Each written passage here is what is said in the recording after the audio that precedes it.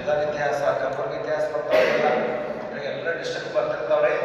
ಕೊನೆಗೆ ಕರ್ನಾಟಕ ಏಕೀಕರಣ ಚಕ್ರದಲ್ರಿ ಎಲ್ಲರೂ ಕಲ್ಯಾಣದ ರಾಜಧಾನಿ ಯಾಕೆ ನಿರ್ಮಾಣ ಮಾಡ್ತಾನೆ?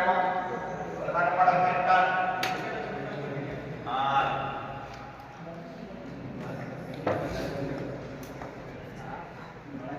ಸರಿಯಾಗಿ ಹೇಳಿದ್ರು ನೋಡ್ರಿ. ಅವ್ರ ಮಳಕೇಡ ಸುಟ್ಟು ಹಾಕಿರ್ತಾರೆ.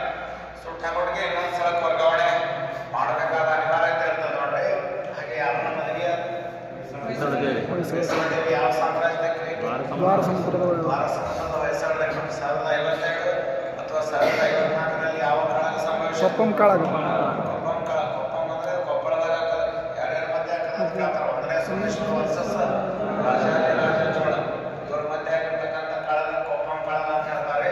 ಈ ಕೊಪ್ಪಂ ಕಾಳಗದಲ್ಲಿ ನಮ್ಮ ಸೋಮೇಶ್ವರ ಗೆಲುವು ಪಡಿತ. ಅದಕ್ಕೆ ನೀವು ತಮಿಳುನಾಡು ಬುಕ್ಕದು ಹೋದಾಗ ರಾಜಾದಿರಾಜಾಗ ಜಯ ಅಂತ ಮತ್ತು ಆ ರಾಜ್ಯದಾಗ ಅವ್ರಿಗೆ ಜಯ ನೋಡೋದು. ನಾವು ಯಾರ ರಾಜ್ಯದಾಗ ನಮಗೆ ಜಯ ಆ ಮನಸ್ಥಿತಿ ಇರ್ಬೇಕು ನೋಡ್ರಿ. ಮುಂದೆ ಈತನಿಗೆ ಇಬ್ಬರು ಗಂಡು ಮಕ್ಕಳು ಇದ್ರು. ಒಬ್ಬ ಯಾರು ಅಂದ್ರೆ 2ನೇ ಸೋಮೇಶ್ವರ ಮತ್ತು 6ನೇ ತ್ರಿವಿಕ್ರಮಾದಿತ್ಯ. ಈತನಿಗೆ ಗುಣಪಡಿಸಲಾಗದ ರೋಗವಿತ್ತು.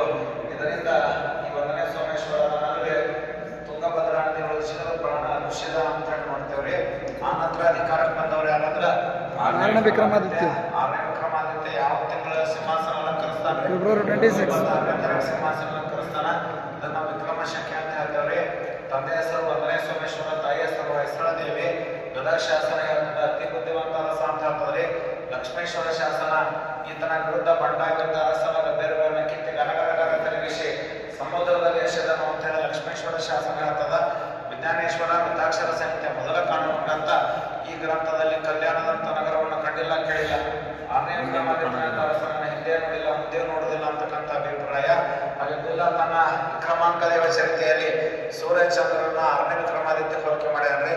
6ನೇ ವಿಕ್ರಮಾದಿತ್ಯ ಎಷ್ಟು ಸತ್ಯನೋ ಸೂರ್ಯಚಂದ್ರ ಅಷ್ಟೇ ಸತ್ಯ ಎಂಬ ಅಭಿಪ್ರಾಯವನ್ನ ವ್ಯಕ್ತಪಡಿಸಿದ ವಿಕ್ರಮಾಂಕ ದೇವ ಚರಿತ್ರೆ ಬರೆದ ಬಿಲ್ಲನಲ್ಲಿ 1113ರಲ್ಲಿ ಮಹಾದೇವ ದಂಡೀಶನು ಒಂದು ಮಹಾದೇವ ದೇವಾಲಯವನ್ನು ಇಟ್ಟಿಗೆಯಲ್ಲಿ ನಿರ್ಮಾಣ ಮಾಡ್ತಾನ.